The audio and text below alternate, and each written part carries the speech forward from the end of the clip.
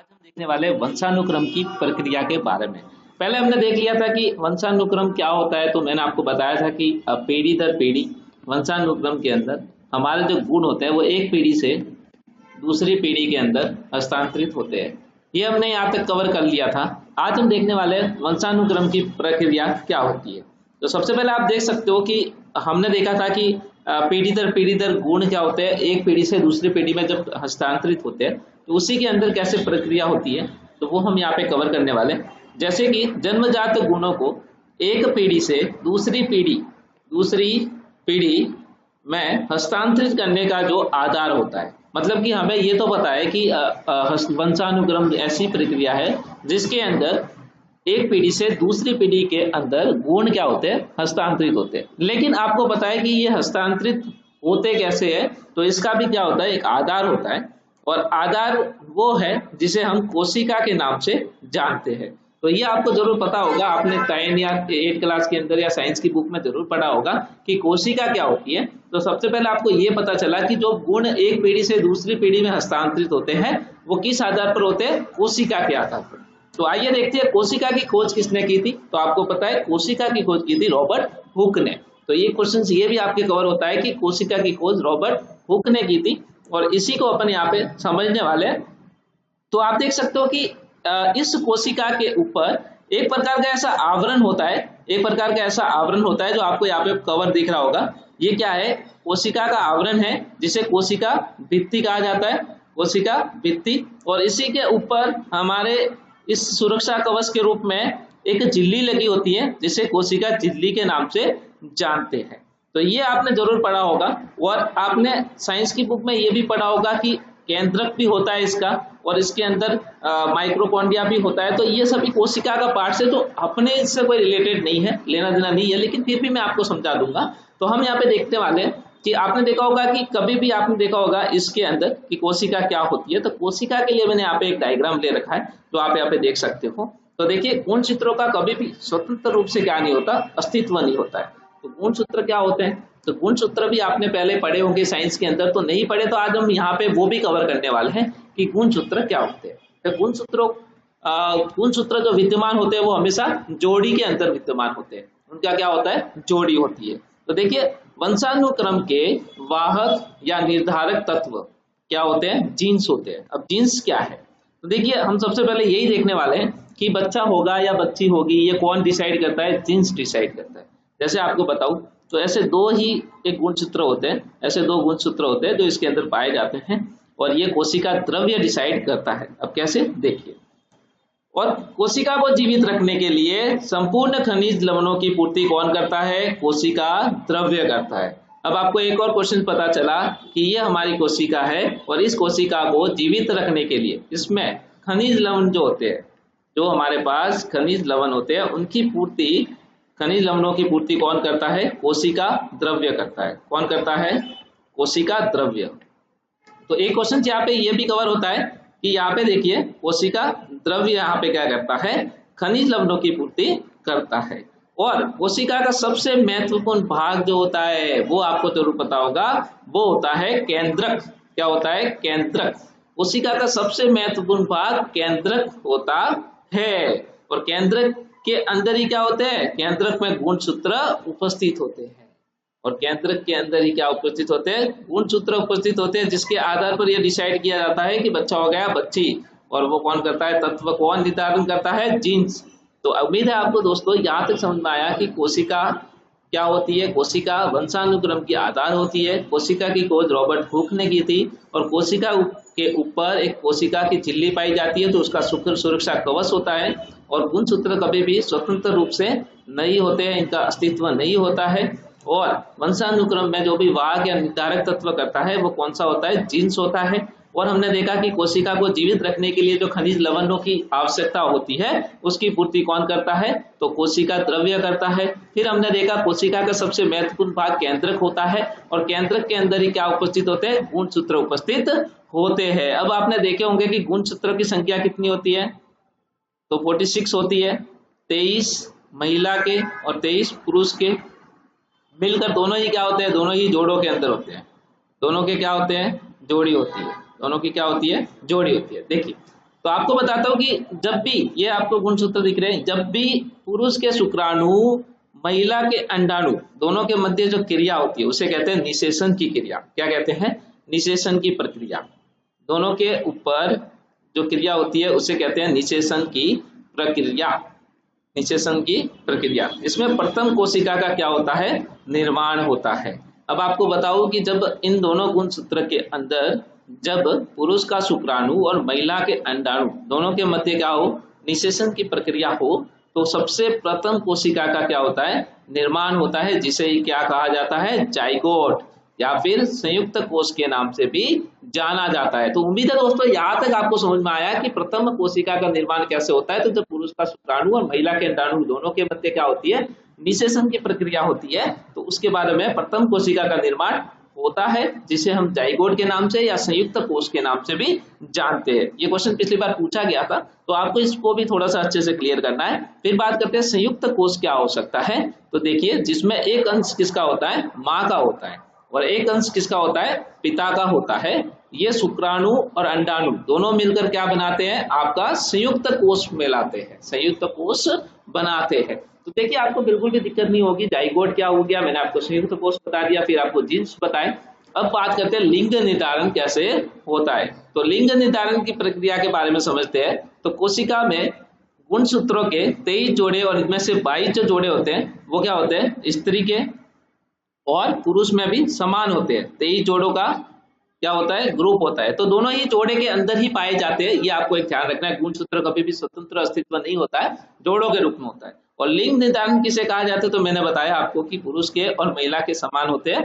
तो ये स्त्री और पुरुष दोनों ही क्या होते हैं? अलग अलग होते हैं। अब कैसे? देखिए, यहाँ पे देखिए, ये लड़की है और ये क्या है? लड़का है। अब आपको बताया कि कोशिका में गुणसूत्रों के 23 जोड़े होते हैं, इसमें से 22 जो जोड़े होते हैं वो स्त्री और पुरुष में समान होते हैं। 22 और 22 44, दो स्वतंत्र होते हैं।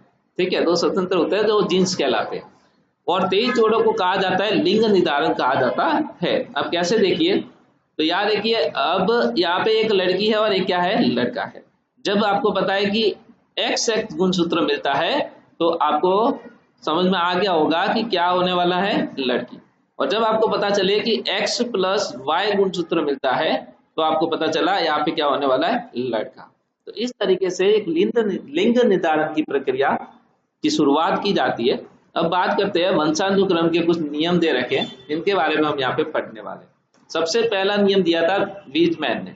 वीजमैन ने क्या कहा? 20 कोषों की निरंतरता का नियम।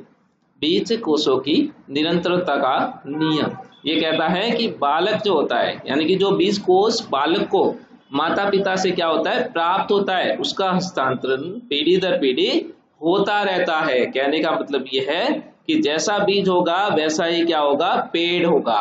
कहने का मतलब यदि ये बच्चा सहनशील और स्मार्ट और होशियार पैदा हो रहा है तो उसके माँ बाप भी कैसे होंगे? उनके माता पिता के अंदर भी गुण ऐसा ही होगा। तो मतलब कहने का मतलब बीजमैन ने कहा कि जैसा बीज होगा वैसा ही पेड़ होगा, यानी कि जैसा फल होगा वैसा ही बीज बनता जाएगा। इस प्रकार पीढ़ी दर पीढ़ी इसका हस्तांतरण होता रहता है। तो उम्मीद है दोस्तों पहला आपको यहाँ पे क्लियर हुआ कि बीजमैन ने कहा था कि 20 कोषों की निरंतरता का नियम। इसके प्रतिपादक कौन थे? तो बीजमैन थे। तो उन्होंने कहा जैसा बीज होगा वैसा ही पेड़ होगा, या फिर जैसा फल होगा वैसा ही बीज बनता है। बीजमैन का प्रयोग क्या रहा था? तो बीजमैन ने एक प्रयोग किया था। क्या किया था? ये चूहा था। ये मान लो एक चूहा है और ये आपका चूहा है। इस चूहे की इस पूंछ को मान लो एक जनरेशन के बाद मान लो दूसरी जनरेशन में इसकी पूंछ को काट दिया बीजमैन ने। जैसे ही इसकी पूंछ को काटा तो तीसरी जनरेशन में जब इसके बच्चे पैदा हुए, तो जब चूहा पैदा हुआ तो उसने देखा कि उसके पूंछ पूरी थी। तो उसने सोचा कि जब मैंने सेकेंड जनरेशन में इसकी पूंछ काट दी थी तो कटा हुआ पूंछ का पैदा होना चाहिए था, लेकिन उसने देखा कि पूंछ तो पूरी है। थर्ड जनरेशन के अंदर इसको भी पूंछ काट दी। फिर उसने फोर्थ जनरेशन के जब उसके बच्चे हुए तो उसको देखा तो उसके भी पूंछ पूरी थी। तो उसको समझ में आया कि एक चूहे की उसने क्या कर दी थी? पूंछ काट दी थी। लेकिन नेक्स्ट जनरेशन में आई तो चूहा पैदा हुआ तो उन सबके क्या थी? पूंछ थी। फिर उसने सेकेंड जनरेशन में भी क्या किया? चूहे की पूंछ काट दी। लेकिन थर्ड जनरेशन में जब चूहों को भी पूंछ देखी तो क्योंकि पुच्छ होना इनका क्या है, जन्मजात गुण है। जन्मजात गुण है मतलब जीन्स इसके अंदर मौजूद है, और जो एक पीढ़ी से दूसरी पीढ़ी में क्या होता है, ट्रांसफर होता रहता है। यही तो है गुणसूत्र। तो एक पीढ़ी से दूसरी पीढ़ी में ट्रांसफर होता रहता है, ये था बीच में इनका प्रयोग। दूसरा नियम आता है समानता का नियम। क्या आता है, समानता का नियम, जो सोरेंस ने दिया था। ये बहुत ही इंपॉर्टेंट है गाइस, पिछली बार भी पूछा गया था। समानता का नियम ये कहता है कि इसके प्रतिपादक सबसे पहले देख लेते हैं। सोरेंस थे जिन्होंने कहा कि माता पिता संतान भी उनके समान, जैसे माता पिता संतान भी उनके समान। अब कैसे, देखिए, जैसे मान लो आपको बताया था कि यदि यदि कोई लड़का है जो मंद बुद्धि का पैदा हो रहा है, तो उनके परिवार में कोई ना कोई ऐसा जरूर रहा होगा जिनके परिवार में पहले कोई मंद बुद्धि का था। यदि कोई लड़का गोरा पैदा हो रहा है, क्या हो रहा है, गोरा पैदा हो रहा है, तो यानी उनके परिवार में ऐसा कोई गुण रहा होगा जिसके कारण ये गोरा पैदा होता है। तो सोरेनसन ने कहा था, सोरेनसन है ना, सोरेनसन ने कहा था कि माता पिता की संतान भी उनके समान होती है। उसके बाद बात करते हैं भिन्नता का नियम। इसका प्रतिपादक डार्विन व लेमार्क थे। इन्होंने बहुत अच्छा कहा था, इन्होंने कहा था कि संतान माता पिता से रंग रूप आकार बुद्धि, रंग रूप आकार बुद्धि और योग्यता आदि के आधार पर भिन्न होती है, लेकिन कुछ मात्रा में समान होती है। कहने का मतलब ये था कि इन्होंने कहा कि कोई भी लड़का होगा तो बुद्धिमान माता पिता की संतान औसत बुद्धि होगी। कहने का मतलब ये है कि इसमें ये लेमार्क और डार्विन ने कहा कि जैसे मान लो ये इनके माता पिता है और ये दोनों ही क्या है, बुद्धिमान है, तो इनके संतान जो होगी उसमें क्या होगा, थोड़ा सा भिन्न पाया जाएगा। मतलब ये बुद्धिमान है तो वो थोड़ा सा क्या होगा, मंद बुद्धि का होगा, थोड़ी सी औसत बुद्धि होगा, कह सकते हैं, थोड़ी सी क्या होगी उसके अंदर, औसत बुद्धि होगी। तो ये लेमार्क और डार्विन का मत था कि संतान के माता पिता से रंग रूप आकार बुद्धि थोड़ी सी डिफरेंट हो सकती है। कहते हैं ना कि यार इसके मम्मी जो है वो तो गोरी है, इसके पापा जो है यार वो भी गोरे हैं, लेकिन ये बेटा जो है ये काला है। यदि ऐसा कोई सोचता है तो वो क्या सोचता है कि यार इसकी संतान नहीं हो सकती है ना। काफी बार लोग ऐसा सोचते हैं कि यार ये इसका बेटा नहीं, किसी और का है। तो बिल्कुल ये नहीं कह सकते, क्योंकि कभी कभी क्या होता है कि कभी कभी उसके आधार पर योग्यता दी होती, थोड़ा सा भिन्न जरूर होता है, लेकिन उनके परिवार में ऐसा कोई रहा होगा जिसके गुण इसको मिल गए। तो उम्मीद है दोस्तों यहाँ तक आपको समझ में आया कि भिन्नता का नियम क्या होता है, और किसने दिया था, डार्विन और लेमार्क ने। अब बात करते हैं प्रत्यागमन का नियम। ये बहुत ही अच्छा नियम है, प्रत्यागमन का नियम। इसके जो प्रतिपादक थे सोरेनसन ने कहते हैं कि संतान में माता पिता ठीक विपरीत गुण पाए जाते हैं। सोरेंस कहते हैं कि संतान में माता पिता के ठीक विपरीत गुण पाए जाते हैं। कहने का मतलब जैसे मान लो ये दोनों ही माता पिता है, ये भी माता पिता है, ये भी माता पिता है ना। अब आप देख सकते हो पिता गोरा माँ भी गोरी है, लेकिन संतान यहाँ पर क्या है, काली है। अब काली होना प्रत्यागमन का नियम है। काली होना क्या है, प्रत्यागमन का नियम है। जरूरी नहीं कि दोनों ही गोरे हैं तो संतान भी गोरी होगी।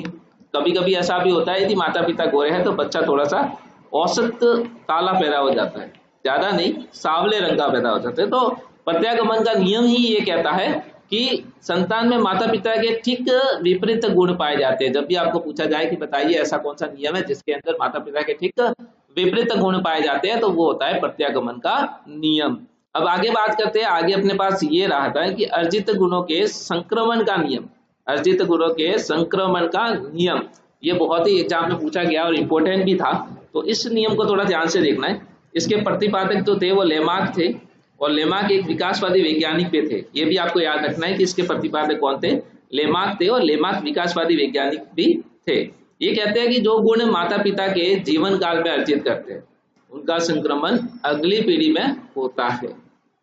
कहने का मतलब ये है कि मान लो ये इसके पिताजी है, ये इसके पिताजी है तो बिजनेसमैन है। ये क्या है, बिजनेसमैन है।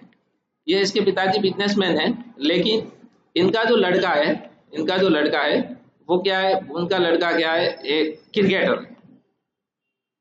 इनका लड़का क्या है, क्रिकेटर है। अब ये गुण इनके माता पिता के अंदर तो नहीं था, लेकिन इन्होंने क्या किया, इनके बच्चे ने क्या किया, ये गुण कहाँ से अपने जीवन काल के अंदर ग्रहण किया, जीवन काल के अंदर सीखा। तो ये इस नियम का कहना है कि यदि उनके माता पिता के अंदर क्रिकेटर का गुण नहीं है, या उनके माता पिता या उनके परिवार में कोई क्रिकेट नहीं खेलता था, लेकिन उनका बच्चा क्रिकेट खेलता है, तो ये गुण उनके जीवन काल में अर्जित होता है। यही संक्रमण अगली पीढ़ी में होता रहता है। इसी की तरह एक एग्जाम्पल भी मैंने दिया है कि जैसे मान लो इन्होंने क्रिकेट खेलने का गुण इनके पापा से थोड़ी मिला, इन्होंने अपना क्रिकेट खेलने का गुण कहाँ से प्राप्त किया? जीवन काल से प्राप्त किया। इन्होंने एक प्रयोग भी किया था। प्रयोग किस पे किया था? जिराफ पे किया था। प्राचीन समय में आपने देखा होगा कि जिराफ जो होते थे उनकी गर्दन घोड़े के समान लंबी होती थी, और आपने देखा होगा घोड़े के समान समान जिराफ भी लगते थे। अब जब कोई खाना होता था, या मान लो कोई पेड़ है और ये कोई पेड़ है, इसके ऊपर पत्तियां है, ऐसी कोई पत्तियां है, और ये पत्तियां जब खानी होती थी तो घोड़ा आराम से गर्दन ऊपर करके खा लेता था, लेकिन जिराफ की गर्दन एकदम सीधी रहती थी, है ना। तो फिर क्या हुआ, जिराफ ने धीरे धीरे करके अपने पीढ़ी में थोड़ा सा चेंजेस लाना सीखा। अब जिराफ ने क्या किया, आप देखोगे तो अपनी गर्दन को फ्लेक्सिबल बना दिया। मतलब जैसे जैसे पीढ़ी बदलती गई वैसे वैसे उसकी गर्दन भी थोड़ी फ्लेक्सिबल होने लगी, और आप देख सकते हो उसकी गर्दन कैसी है, फ्लेक्सिबल है, या तो आराम से मुड़ सकती है। तो यही था प्रयोग, ये अपना प्रयोग था लेमार्क का, जो इन्होंने यहाँ पे प्रयोग किया था। तो उम्मीद है दोस्तों यहाँ तक आपको जरूर समझ में आया कि अर्जित गुणों का संक्रमण नियम क्या था। फिर मैंने आपको नियम बताया था आगे, प्रत्यागमन का नियम क्या था, ठीक विपरीत गुण पाए जाते हैं। फिर भिन्नता का नियम बताया था जिसके प्रतिपादक डार्विन और लेमार्क थे। उसके बाद मैंने बताया समानता का नियम, जो सोरेंस के समान थे, मतलब पिता भी और माता पिता यदि समान है तो संतान भी समान होगी। फिर चूहे का बताया था, बीचमैन ने किया था। तो उम्मीद है दोस्तों ये हमारा आज का टॉपिक होना था, और इस टॉपिक के बारे में मैंने आपको क्लियर समझा दिया। आई होप आपको पूरा समझ में आ गया होगा। अब एक और थोड़ा सा नियम है, मेंडल का नियम, जिसको अपन समझ सकते हैं, बहुत ही आसान है। मटर व चूहों पर प्रयोग किया गया था। इस पे ये याद रखना, मटर व चूहों पर प्रयोग किया गया था। इन्होंने कहा था कि सभी वर्ण संकर प्राणी अपने मौलिक और सामान्य रूप की ओर अग्रसर होते हैं।